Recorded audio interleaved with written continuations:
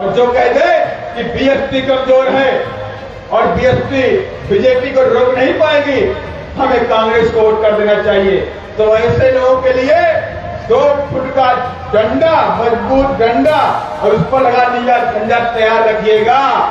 जहां जरूरत पड़े तो झंडा फहरा दीजिएगा और जहां जरूरत पड़े तो डंडा फहरा दीजिएगा। ये हमने बोला कि ये 2023 और 2024 हमारे लिए अहम होगा।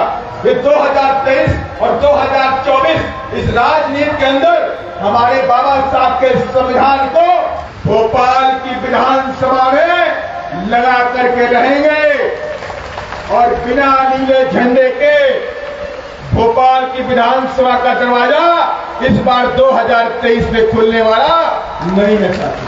कि बीजेपी को रोकना है तो कांग्रेस को लाना है, बीएसपी तो कब कमजोर है, ये आपसे बोलने काम करेंगे। तो ऐसे लोगों के लिए 2 फुट का डंडा और उस पर लगा नीला झंडा अपने घर में तैयार रखिएगा। जो लोग कह दें ये 500 रुपया लो, 1000 रुपया लो, एक बोतल दारू लो, एक मुर्गा लो 1 किलो, और जो कह दे कि बीएसपी कमजोर है और बीएसपी बीजेपी को रोक नहीं पाएगी, हमें कांग्रेस को वोट कर देना चाहिए। तो ऐसे लोगों के लिए 2 फुट का डंडा, मजबूत डंडा और उस पर लगा नीला झंडा तैयार रखिएगा।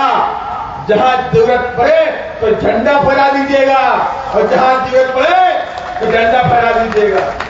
ये हमने बोला कि ये 2023 और 2024 हमारे लिए अहम होगा।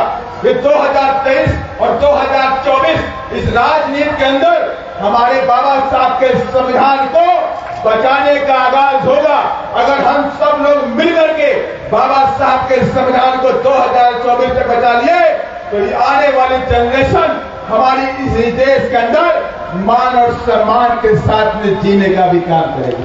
संविधान के सम्मान में बीएसपी मैदान। इसलिए मैं कहता हूं कि जिस दिन बीएसपी पावर में आएगी मध्य प्रदेश के अंदर, उसी दिन हम बाबा साहब के संविधान को पूरी तरह से लागू कर देंगे, पूरी तरह से लागू करेंगे। जो जो बातें इस किताब के अंदर लिखी है वो सारी बातें हम बाबा साहब की लागू कर देंगे। और जब ये किताब की सारी बातें लागू हो जाएंगी तो किसी दलित के ऊपर, किसी आदिवासी के ऊपर किसी की हिम्मत नहीं है, किसी की भी हिम्मत नहीं है कि हमारी बहु बेटियों की तरफ आंख उठा करके भी देख लेता। अगर इस किताब को हम लागू कर देता, और ये लोग इस किताब को पूरी तरह से लागू नहीं करते। आर्टिकल 15 इसी के अंदर है और आर्टिकल 15 में लिखा हुआ है, आर्टिकल 15 में लिखा हुआ है बाबा साहब ने कि जाति, धर्म और जन्म के स्थान में कोई भेदभाव नहीं होगा। लिखा है कि नहीं लिखा? आप लोगों ने पिक्चर भी देखी थी, आर्टिकल 15 के नाम से आई कि नहीं आई? आपने उसमें देखा भी होगा। माने इस किताब में बाबा साहब ने लिख दिया 26 जनवरी 1950 को ये किताब इस देश में लागू हो गई। इसी किताब में लिखा जात, धर्म और जन्म के स्थान पर कोई भेदभाव आप नहीं कर सकते, ये संवैधानिक अधिकार है। अगर जो करता है वो जेल की सलाखों के पीछे जाएगा। लेकिन क्या आज तक खत्म हुआ? क्या छुआछूत खत्म हुआ? क्या ऊंच नीच खत्म हुई? अमीरी गरीबी खत्म हुई? कुछ भी खत्म नहीं हुआ। और इसी किताब के अंदर लिखा हुआ है, आर्टिकल 340 की भी बात कर रहा था। तो यहाँ पे कितने मेरे ओबीसी के भाई बैठे, कितने ओबीसी के लोग बैठे बताइए जरा भाई। मंच पे ज्यादा पीछे का, इधर कितने ओबीसी के भाई बैठे सामने? जाकर कुशवाहा समाज से कितने लोग बैठे हो? 10-20 लोग बैठे। जाकर समाज से कितने लोग बैठे हुए? अच्छा, आदिवासी समाज से कितने बैठे? आदिवासी समाज कितना बैठा है? आदिवासी समाज कितना बैठा? शहरिया कितने समाज बैठे? शहरिया लोग कितने बैठे? अब माताएं बैठे हैं। और दलित समाज कितने बैठे? अहिरवार, जाटो या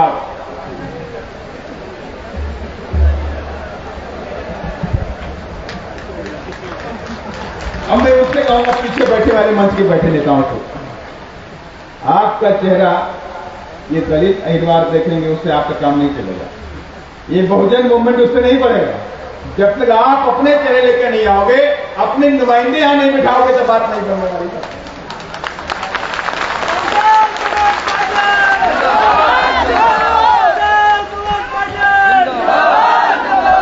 इस संविधान की जंग अब इनकी भी क्लास ले रहा है।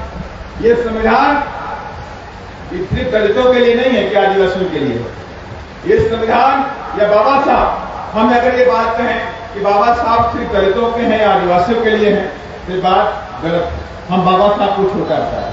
बाबा साहब ने बराबर अधिकार पिछड़ों के बच्चों को इसी आर्टिकल 340 के अंदर लिख करके दिया बाबा साहब। इसी किताब में लिखा है।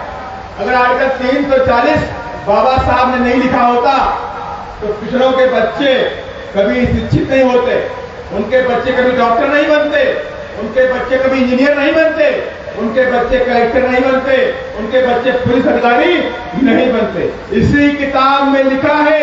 तब जाकर के 1990 के बाद मंडल कमीशन माननीय श्री कांशीराम साहब ने लागू करवाने के बाद से इस देश के अंदर पिछड़े के बच्चे भी कलेक्टर और IAS IPS बनना शुरू हुए। इसलिए मैं कहना चाहता हूं, ये किताब सिर्फ दलितों के लिए नहीं है, ये बाबा साहब सिर्फ दलितों के लिए नहीं है या आदिवासियों के लिए नहीं है। ये बाबा साहब जितने दलितों के लिए प्रिय है, जितने आदिवासियों के लिए प्रिय है, उतने ही OBC के लोगों को भी प्रिय करना चाहिए।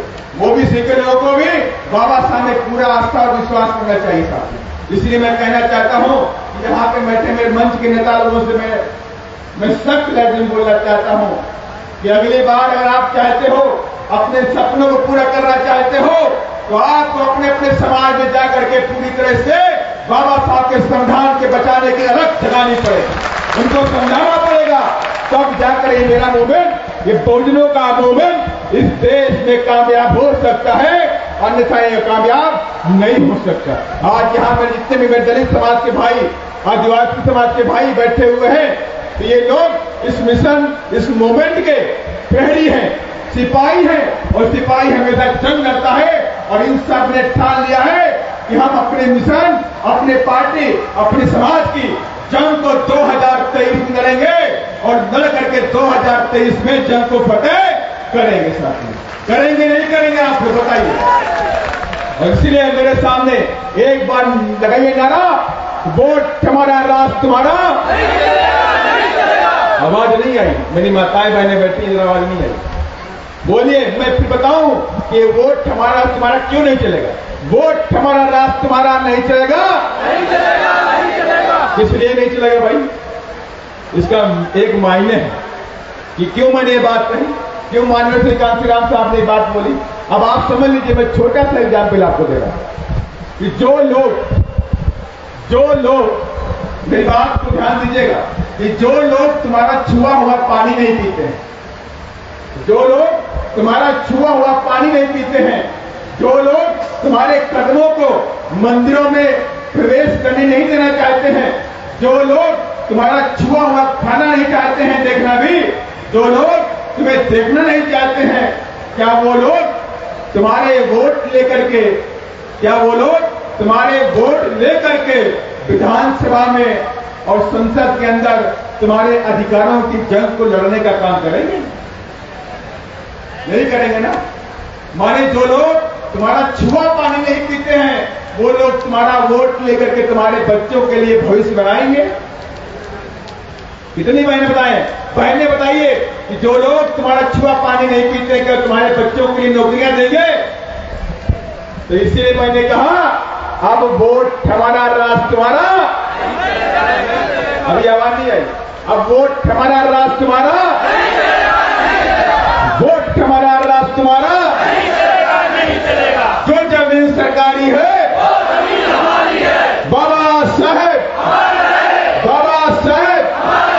माननीय कांशीराम साहेब, महात्मा फूले, छत्रपति साहूजी महाराज, बिरसा मुंडा, कुंवर साहब, जय भीम, जय भारत, धन्यवाद।